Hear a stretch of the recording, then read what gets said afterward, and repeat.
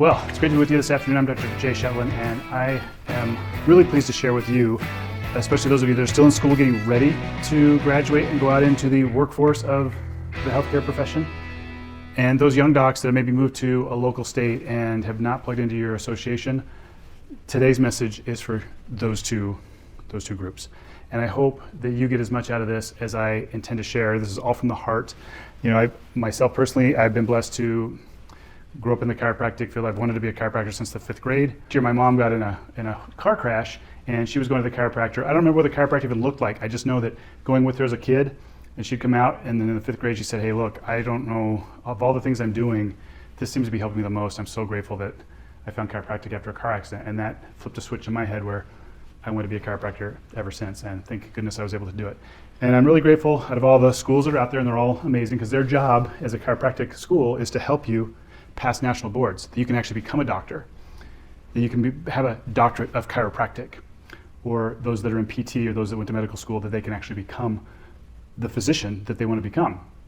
Their job is to pass boards. They don't help you with business. So today we're going to talk about business and putting boots on the ground to be successful in your area, so that you can then help serve more people and save more lives. Now, granted, as a chiropractic physician, I'm going to be focusing more for chiropractors. So buckle up and here we go. The philosophy of chiropractic, combining that with the business that we need out in the real world to be successful.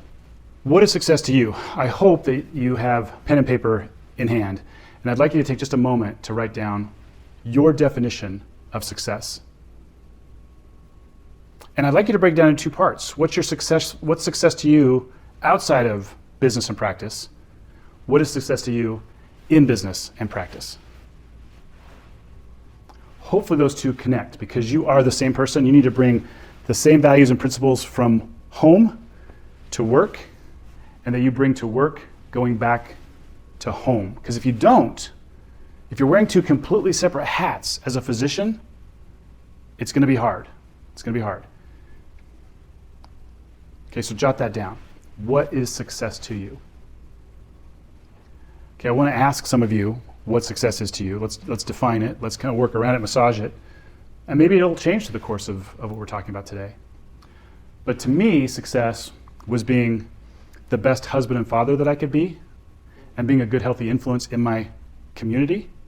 But in order to do that, I needed to be able to lay my hands on people legally and ethically to help turn that nerve power on, release nerve interference so that they could be a healthier, innately driven version of themselves.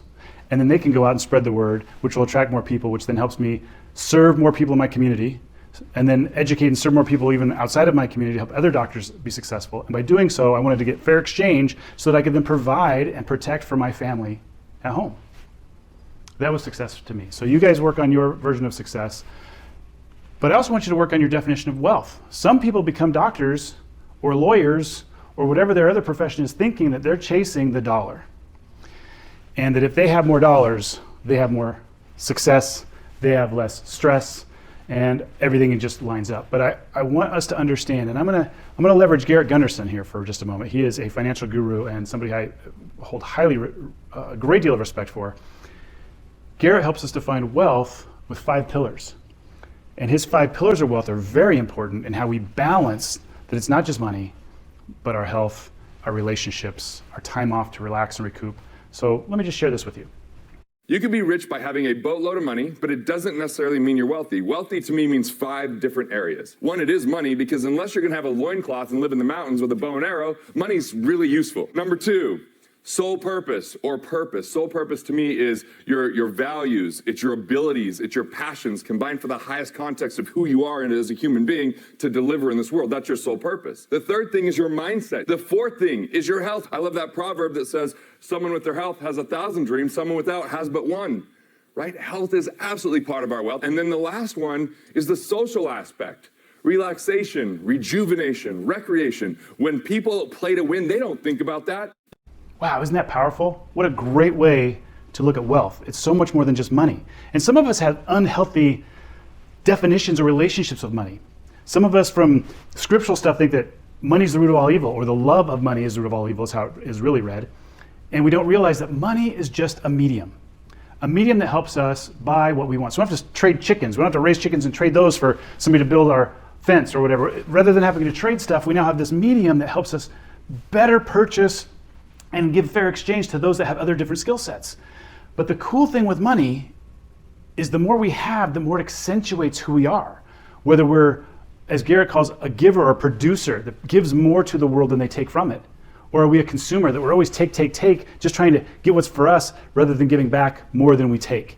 So as we learn how to nurture and attract more money by creating value, and money follows value. As we create value for others, they want to give us fair exchange for those services, time, or talents, and that's how we obtain more money.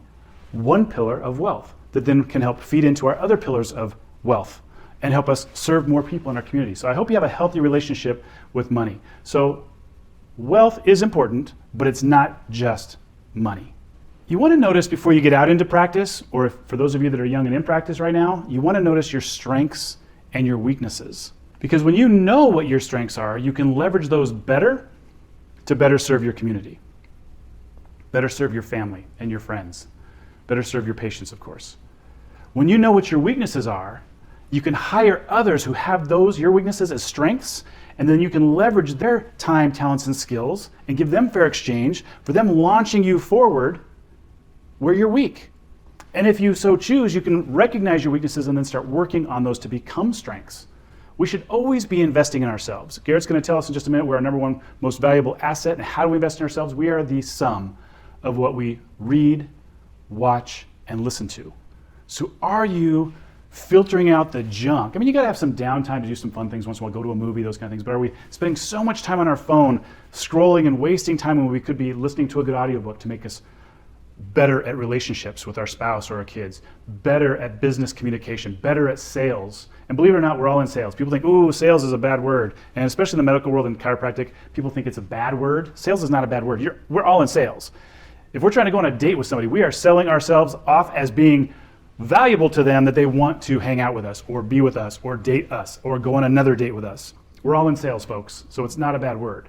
Sales in practice means education. We're educating people to make a better, healthier sales decision, a purchase for their health. Now, this is where it's really important. Their health, if they have a healthy understanding of it, they should be investing in their health. It's not a cost. It's a cost later, like Garrett talks about. If we've squandered our health at the expense of trying to make money, we will spend everything we have later trying to get our health back. And it's a very negative pattern. We want to invest in our health, just as you need to invest in yourself to be a better version of yourself, a better doctor, a better educator, a better speaker, so that you can then educate more people into your practice. And when you do get out and practice, folks, I want you to understand you are not competition with the chiropractor or PT or whatever that's right next to you or just down the street. You are co-opetition. If you are educating people when they come into your office, and I'm going to tell you, you want to get a good coach, we'll talk about this in a minute, that helps you with your day one, day two, your exams, your history, your x-rays, your workup, your diagnosis, and then your recommendations for your patient, because that is your internal marketing. By being the best you can be on those, being time efficient, being franchisable, which means if you grow to the point where you're in a multi-doctor clinic, which I highly recommend, the days of the old single doc clinic are over.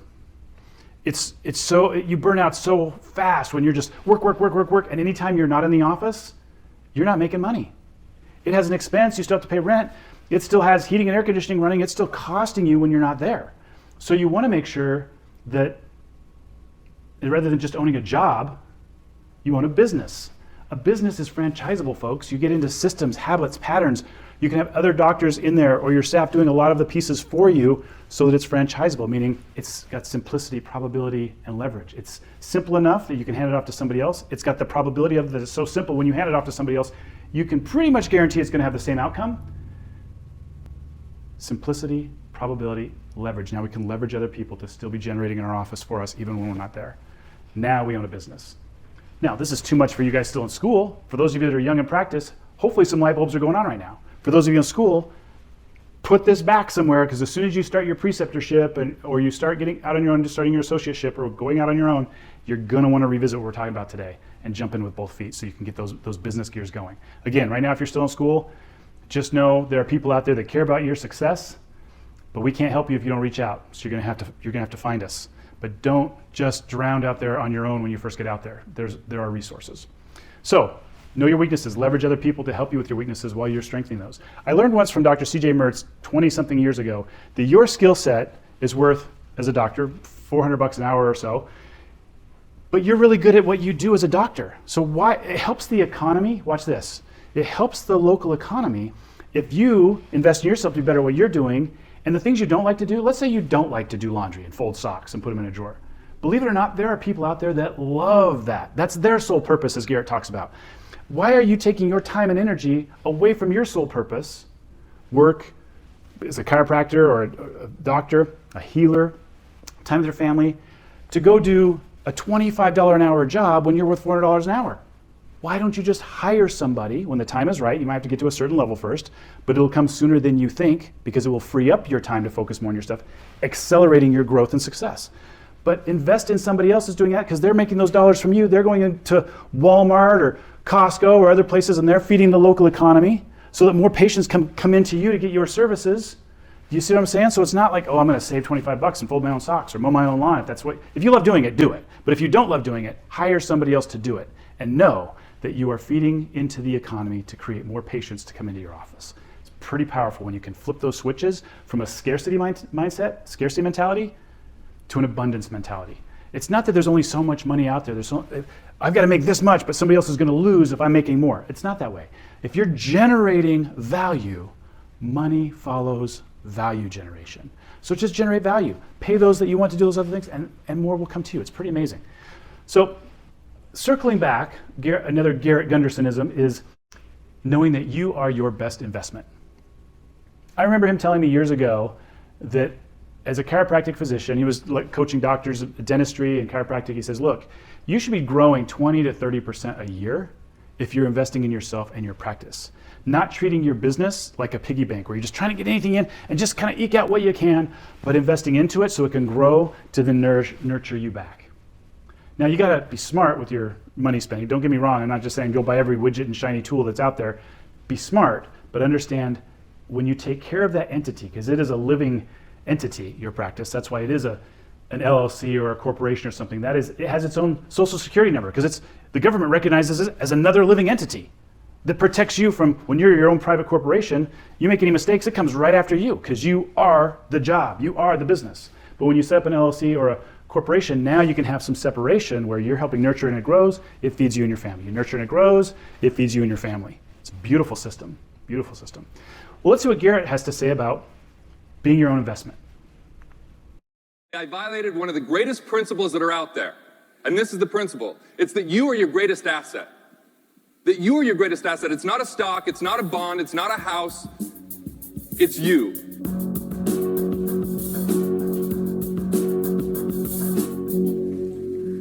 And then I met someone that joined the fast track program named Dr. Jessica Marsh. She was a nutritionist with Standard Process and a chiropractor. And I flew her into Utah every single quarter for a year, and she said, hey, look, I'm in your program, you're doing all this for me, don't worry about it, I'm not going to charge you. I said, we pay attention to that which we pay for.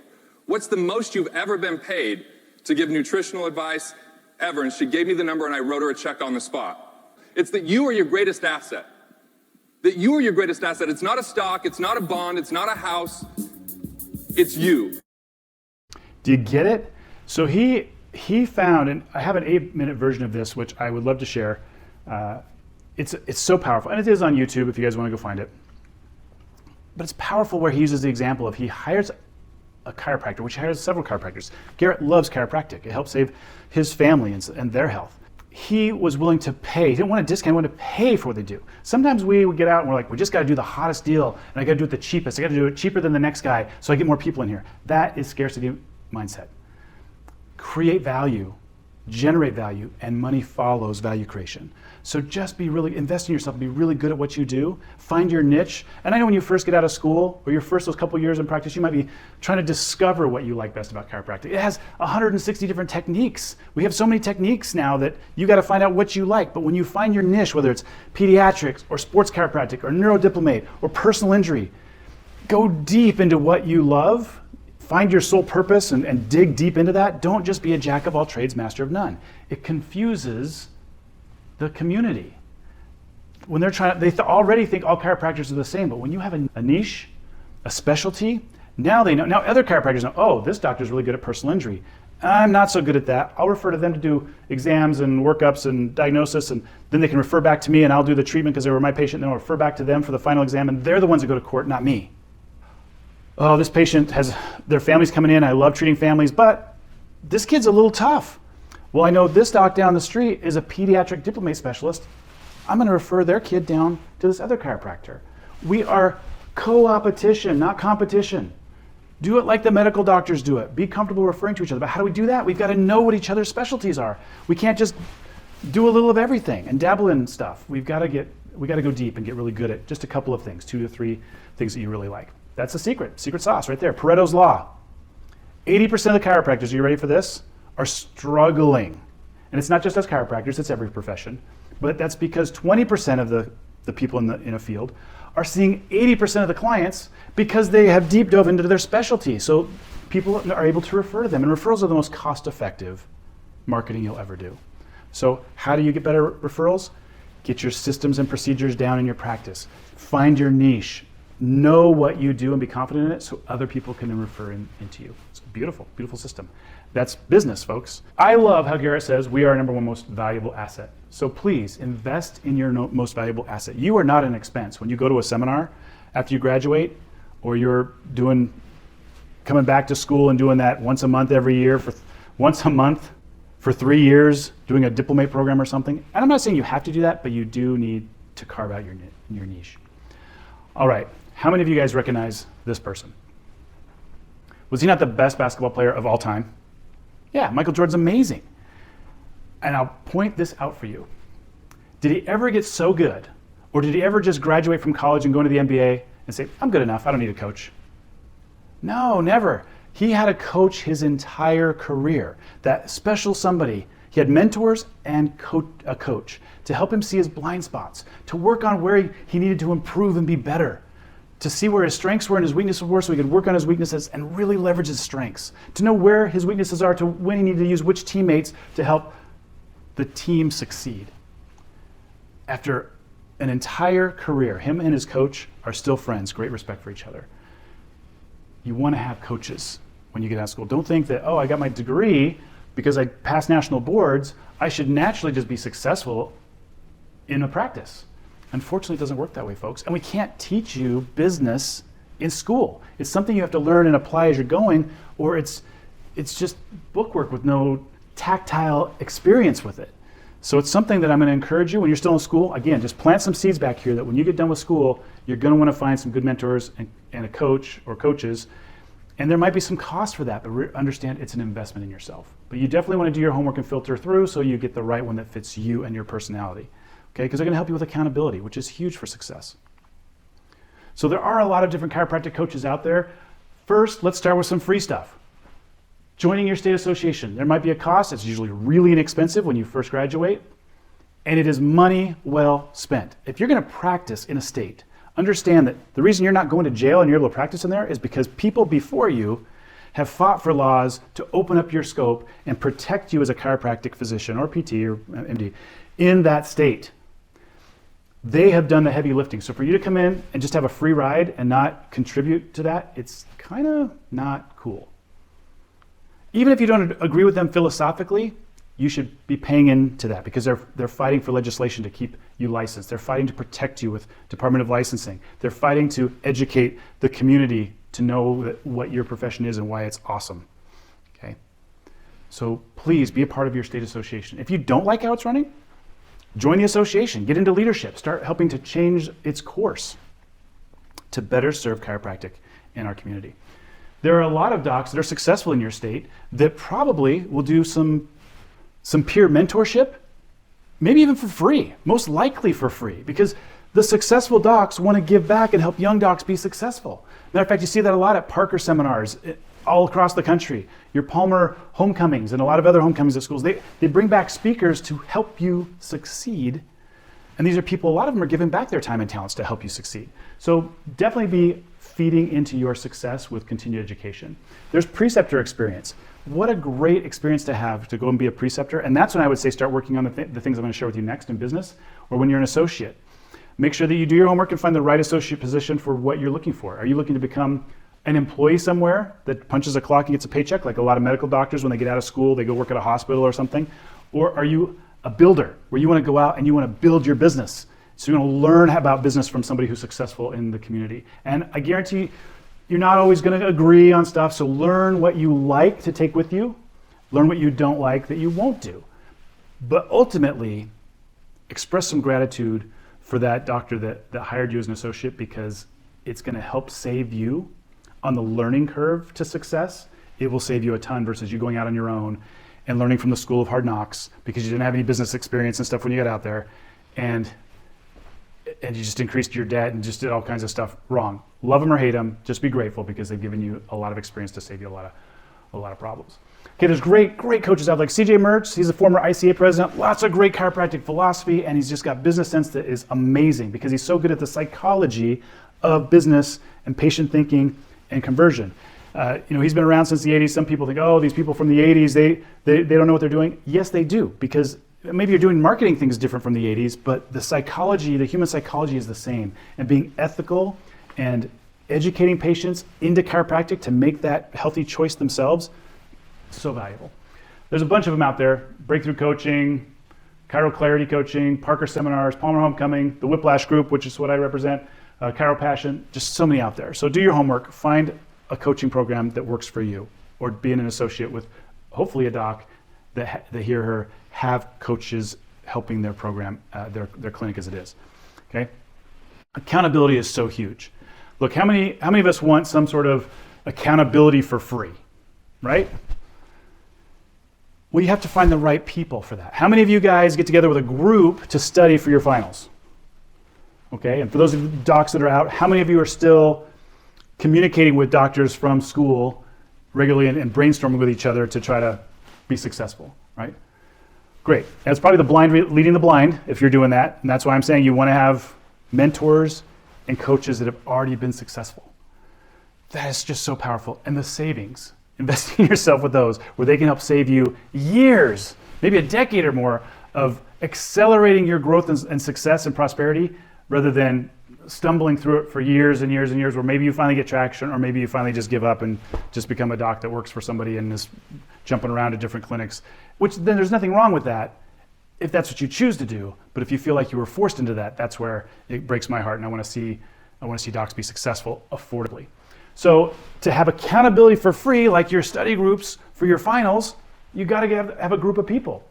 But who really values free? Once you get out of school, how valuable is free? I'm going to tell you right now, there are certain softwares that help run your office, and that's a cost. But think of that like an employee. Pick a good software that you know and like and that you can stick with for years or your whole practice, because man, changing software is painful. But I know docs are out there using 3 different softwares because this one's free and it does my scheduling, and this one's free and it does my billing, and this one's free and it does this. What a nightmare. Don't be that guy or gal. Invest in your practice by getting good software that really helps you leverage your time and your talent and your staff to be able to do their billing quicker, doing scheduling quicker, text messaging patients when they're scheduling, just getting your stats kicked right out, stuff. You need to invest in yourself because free sucks most of the time. Now I'm going to give you the kicker. You're like, how am I going to afford any coaching? When am I going to get this going? I've got some great stuff for you. You ready? Coaching usually costs because it is an investment in yourself, and they're holding you accountable partially with training and partially with your pocketbook. Because as Garrett said, we pay attention to what we pay for. Now, when you first get out, if you can't pay for something, you ready for this? I'm going to give you the ultimate gift. This is a gift that I paid thousands and thousands and thousands of dollars for, and now it's available free. Here's some free coaching for you. But I'm going to really encourage you, get an accountability group. Do not do this on your own. Have a couple of buddies, 4 or 5, that you meet every week at the same time, preferably early morning so you're starting your day off right. You're on that same call for an hour, maybe 90 minutes. You guys set it up, but whatever you do, stick to it. And you're going over some of your goals. You're reviewing the goals that you said last week to make sure that they're holding each other accountable to do them this week. And you're telling your goals this week so that they can hold you accountable next week for them. Do some training together. Here's the free training that I recommend. You ready for this? I'm going to blow your mind. This is so valuable, I can't even put a sticker on it. These 2 people, Patrick Gentempo above, Rick Sapio below, 2 of the most amazing business people you'll ever meet. if you have the chance of meeting them. Patrick Gentempo is a chiropractor and entrepreneur, and he's got philosophy just like crazy. He's so good and philosophical with chiropractic, and yet he has built so many businesses and successfully sold those and moved on, and he's always doing amazing things for chiropractic and for natural health care. Rick Sapio served on the board of 20 of the Fortune 500 companies out there. Business genius. These two were an accountability group together, I don't know, I think it was like 27 or 30 years. They started up way back when with a couple of other people, or 5 people that got on the call, 90 minutes every week at the same time. Whether they were on vacation or not, they were on that call every week, holding each other accountable. Some of them went through divorces, some went through business losses and gains, but over the course of the years, they helped each other, and not a person in that group wasn't a multimillionaire by the time they were done with the run of the course of that accountability group. Powerful. These two got together. The idea popped up on their accountability group where they said, why don't we do something? He's a chiropractor, Patrick. He's like, why don't we do something for chiropractors because they don't get any business? Let's put together Chiropractic Business Finishing School. And they did. They made a 4-year black belt program, white, yellow, green, or maybe it was blue, and then black. Starting with all the basic foundational things that make any practice successful when you do these things right. And then the second year, going next level. Then the third year, really franchising your business, meaning making it more simple, probable, and leverageable. And then finally, legacy. Okay, the 4 years of business finishing school. Again, I paid thousands and thousands of dollars for this. Rick is amazing. He's interviewed some of the most amazing billionaires, gotten a lot of their secrets on simplicity, because simplicity is it. People that are really successful, they learn to say no. Because when we say yes too much, it distracts us from our sole purpose, so we can't focus on growth because we grow what we focus on. And if we're always saying, yeah, I'll help you with that, yeah, I'll do this, yeah, I'll do that, yeah, I'll do that, pretty soon there's none of us left to build and grow the things we need to focus on, to spend the time with our family so we feel balanced with family and work. Well, sadly, we lost Rick into 2024. And so he's taken his legacy of business finishing school and put it up on YouTube for free. You have access to it. But I'm going to ask you, please, when you go to YouTube and you use Business Finishing School, you don't have to, but I'm telling you, you want to learn some business principles that will help you really get grounded in business, really become a wax-on, wax-off, better business person and physician. This is a great, great foundation, and it costs you nothing. But time and accountability with an accountability group. Please don't do this on your own. Please get an accountability group, and you can start this while you're precepting. You can start this while you're an associate. Maybe even get the practice to train on these things an hour a week. But there's a bunch of modules on YouTube. Module 1, values-based decision-making. You have to learn your own values. You have to set up your values at home and at work, where you make a list of those, and hopefully a lot of those overlay, and then you can post those somewhere. You can make them you can have family placemats made, which is what Rick recommended doing, so that every night at dinner you've got your values right there, or certain quotes that you want. Just really drill those into the heart and mind of your family, where you read them out loud together, or some of your favorite scriptures or something, but you make this placemat that has that all built in there. At work, you may want to set up a banner, just a small banner, a tabletop banner or something, or a poster on the wall that lists your values for your practice, so your patients know what those are. When they're referring in, their referrals know, oh yeah, these are my values of this office. Honesty, integrity, fair exchange, education, continued learning, whatever your values are. But the modules have homework that you can do in them that will help you formulate these. And what I love about values-based decision-making, just module 1, he talks about the doorman principle. And the doorman principle is simply understanding, once you have your values in place, imagine your life as like a room with one door. And your doorman has your values. And you don't let anybody in your room, your life, that doesn't align with your values. Because once you do, it is always more expensive to get them out, like a divorce, or a friend that moved into your house and they won't move out, whatever. When you follow those principles, your life is so much more simple, where you can focus on what you need to. So amazing, amazing opportunity. But have a group of 4 or 5 people, work through these, work on one module a month, where you listen to it, you discuss it the next week you're doing the homework, then you listen to it and you review your homework together, and then you move on to the next module. Powerful, life-changing. I just can't emphasize this enough. But look at that. It's a free gift for you. Not for me, even though I'm grateful that I could be here to help share it with you and help you find it. But thanks to Patrick and Rick, this training that has built thousands of successful businesses over the last decade is now accessible to you at no charge. And again, I paid tens of thousands of dollars for this thing. It was maybe $12,000 for it. And for 7 years, I had the most amazing accountability group. But get this, the first 3 years, I was wasting time and money because I didn't get an accountability group. They talked about it over and over again. You need an accountability group. You need an accountability group. If you want to really get traction with this stuff, get an accountability group. And I didn't. I thought I knew better. Nope. I didn't listen to my mentors. I'm paying my mentors, I'm paying my coaches, and I'm not listening to them. But once I did, I finally started listening to them, and I started following the money I was spending, because we pay attention to what we spend on. After a while, I'm like, I spent so much on this and I'm not doing it right. Dang it, I gotta start doing it right. And once I did, boom, game changer. So please invest in yourself by having an accountability group and get started with these. Do yourself that favor, have an accountability group. Meet each week at the same time, no matter what. 1 module per month. It's that easy, folks. And I'm telling you, it'll save you so much in the expense and time of the School of Hard Knocks. Great stuff. So in closing, let me just say this. I would encourage you to email me the names, emails, and phone numbers of the people in your accountability group. Why? Because I'm holding you accountable. That's all. I don't want anything out of it other than it's like, show me that you're being accountable, that you set up an accountability group, and here, I'm accountable enough to show you that I did it. That's all. If you want, I don't mind taking some of my time for free help to get your group started and get you getting traction. Now, I can't donate a lot of time for free, but I want to donate some time for free to help give back to our profession. Because the more of you that are successful, the more our reach expands.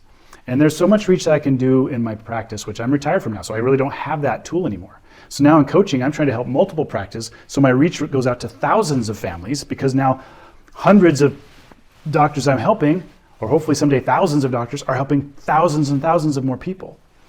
I remember one of my mentors saying once that if you want to be successful and really make an impact in your community, you've got to think not just your city, you got to think county-wide. If you want to affect your county, you got to think statewide. You want to affect your state, you got to think nationwide. You want to affect the nation that you live in, you have to think globally. You with me? You got to be thinking bigger than the footprint you think you can make. So what I want to do is help more families, and I do that by helping more doctors be successful. The last thing I want to do is see you spend all the time and money and debt getting your degree to go out and struggle. Now, the struggle is real, and struggle makes us stronger when we have the right attitude and we learn from those things. We choose to be a victor, not a victim. That's huge. But it's so much easier when you have an accountability group helping lift you up in those tough times. You're helping lift them up in their tough times, and you're helping applaud each other in your successes. Accountability group's so good. I want to help you navigate through business finishing school out of respect for D.D. Palmer, B.J. Palmer, and in loving memory of Rick Sapio and his legacy. So I hope you'll join me in this way to be successful from the ground up. Get your diploma, pass those national boards.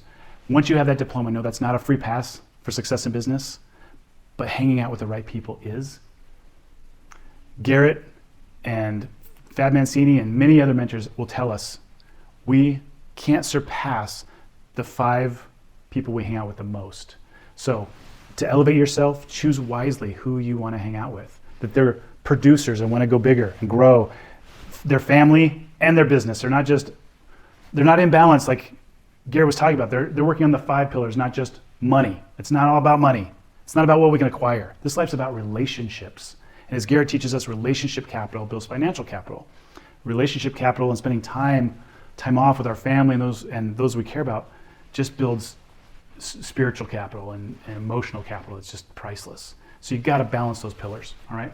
But let's respect the pioneers before us that gave us the science, philosophy, and art of chiropractic, and those that have given us the business sense how to take this to the masses. So I'll just close. Here's my email if you want to send me that list of your accountability group. Get on that. I hope you guys get on it right away. Don't procrastinate. Get yourself an accountability group now that can help carry you through the next decade with success, okay? It's awesome. And of course you can change it around a little bit if you need to. If you're down the road, you're like, this person's not a fit for our accountability group. You know, be man enough or woman enough to manage your accountability group for success and lovingly help them that maybe aren't a fit to find another one that is a better fit for them. Or maybe it's you that's the one that doesn't quite fit and just know, hey, look, I'm not quite a fit for this. Let me go find another one or start your own. But email that over to me. This is my business card. If you want to scan that, you can put me right into your phone. You can reach out anytime. I do this because I love chiropractic. I My specialty is personal injury. It's a medical, legal thing. I don't think people should dabble in personal injury, attorneys or doctors. We're all licensed to do it right when we graduate, but that doesn't mean we're good at it. We need to deep dive into that niche and specialty and learn how to do it right, or we end up harming the patients and their care and their case, thinking we're doing a great job when really we aren't, because we don't know what we don't know. So I really love deep diving into that area. That's my specialty. It's cash practice, family wellness, and personal injury. Those are the two hats that I wore in practice. So I'm just so grateful I could have the time with you guys today, you doctors. What a privilege it is to be able to share business practices to help get you launched to be successful. But I also want you to understand that I am deeply philosophical with chiropractic. I love chiropractic. It has saved my lives and the lives of my kids and close family and friends time and time again. In fact, my youngest son was born naturally at home. All my kids are super healthy kids, healthiest at school, even though they haven't been vaccinated and they didn't have sugar until they were older and could choose those things. We just didn't have that kind of junk in the house. We were able to raise them naturally and healthy with that chiropractic philosophy, chiropractic lifestyle. It's so much more than just adjusting the spine. I mean, our profession is all about optimal health naturally through freeing up the nervous system so innate intelligence can do its job and help self-regulate and adapt to our environment and adapt to viruses and bacteria that we can become exposed to, etc. It's such a powerful, powerful thing. My youngest child, when he was born, when he was 2 days old, he developed spinal meningitis, which of course is deadly in most cases. 8 of the 24 strands are deadly within 48 hours. And luckily, there were antibiotics available to help save his life. And they did. But when we were wheeling him off to put the PICC lines in and start loading him with these antibiotics every 4 hours, 24 hours a day for the next 21 days to see if we could save his life, I'm reading the label of these antibiotics and the side effects, and it says, may cause permanent deafness. I know these drugs just came on the market when I was a baby, and my first wife, she was deaf. She was born normal, hearing, and then she got meningitis when she was just 2.5 years old. And these drugs helped save her life, but she also never heard anything again the rest of her life. May cause permanent kidney problems, or may cause permanent motor neurological problems known as cerebral palsy. And for those of you that have seen anybody with cerebral palsy, they usually have a gimpy arm and a leg. They can't quite ambulate well. They can think fine. They're smart, but their brain just can't communicate with the muscles properly to really make things work smooth. And Harrison developed cerebral palsy as a side effect of the antibiotics that helped save his life from meningitis. And I remember going to the pediatrician when he was 2 months old, because that's your well baby check, where I don't know what it is other than they weigh and measure him and then try to get a bunch of vaccines in the kid. And I'm not putting down pediatricians. I mean, I think they're a valuable part of the healthcare system, though their model needs to be more naturopathic rather than so drug and vaccine oriented. I remember the pediatrician coming in, the nurse is checking over Harrison, Shannon's over sitting behind me, the doctor comes in, and I don't know what to call it other than posturing. When us doctors have to break the bad news to somebody, it's like, oh, Mrs. Jones, Mr. Jones, I hate to tell you this, but blah. Well, the doctor says, hey, Harrison's going to be smart, but he's never going to run or kick a ball. Stairs are going to be tough for this kid. A bike, forget about it. He's not going to ever ride a bike. He has a serious case of cerebral palsy. Adrenaline drops and all these things are flashing through my head. Is he ever going to go to college? Is he going to move out? Is he going to be living in our basement for the rest of his life? Is he going to have a girlfriend? Is he going to get married? What is going to happen with this? And while I'm in the middle of all this flood of thoughts, the pediatrician interrupts my thoughts and go, okay, let's get him vaccinated, get him home.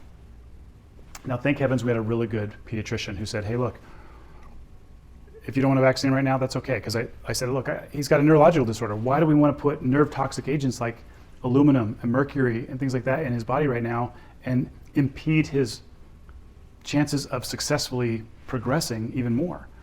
He said, no, we can wait. So I'm driving home with Harrison and Shannon, and I'm thinking to myself, why do I have this kid?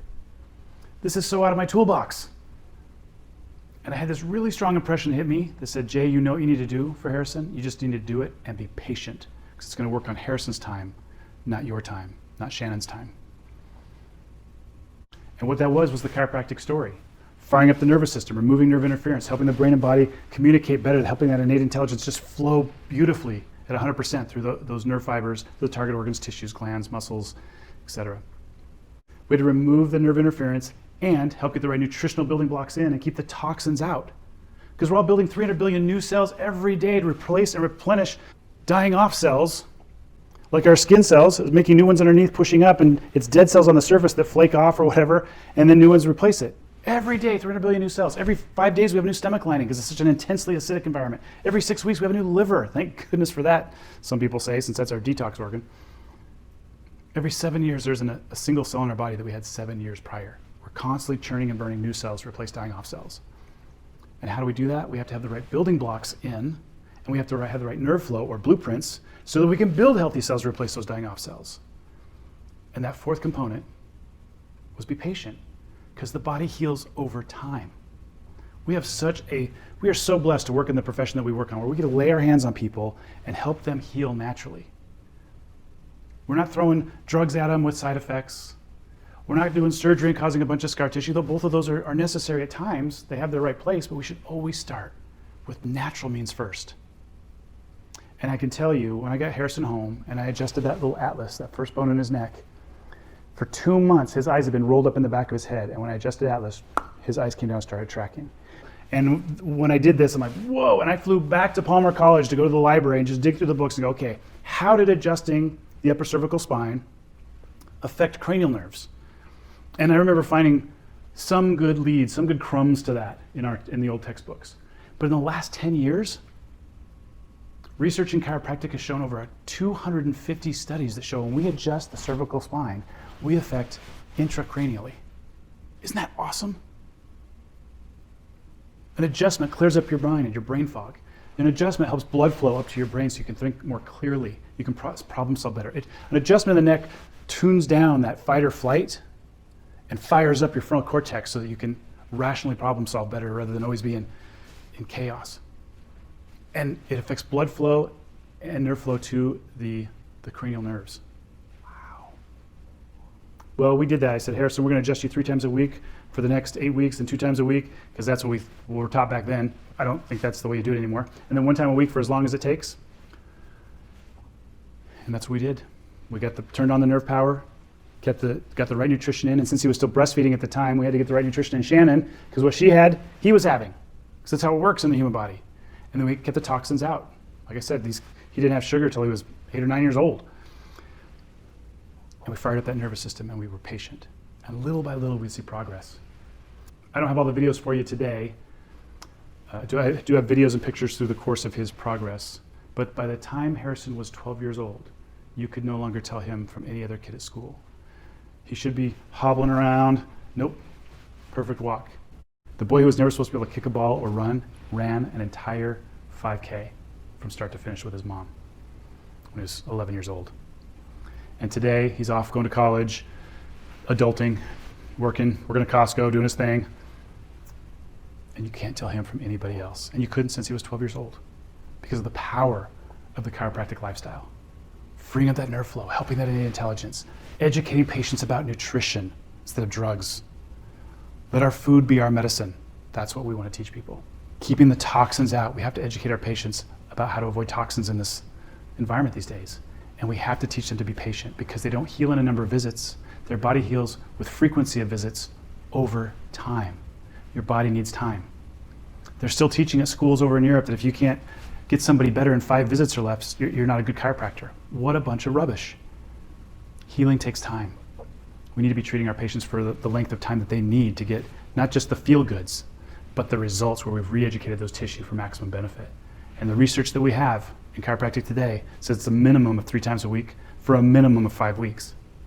Anything less than that is palliative care. We're not actually fixing stuff. So take that to practice. Be confident in providing good care and being able to prescribe a length of care that's going to get benefits that last. 5 weeks, 90 days, a year. You're the doctor. You do the workup and diagnosis. You decide what to recommend for your patients. It's not sales. It's education to make better, healthier decisions for an individual or their family, to add quality to their life and quantity to their years. Thanks, docs. Go out there and save some lives.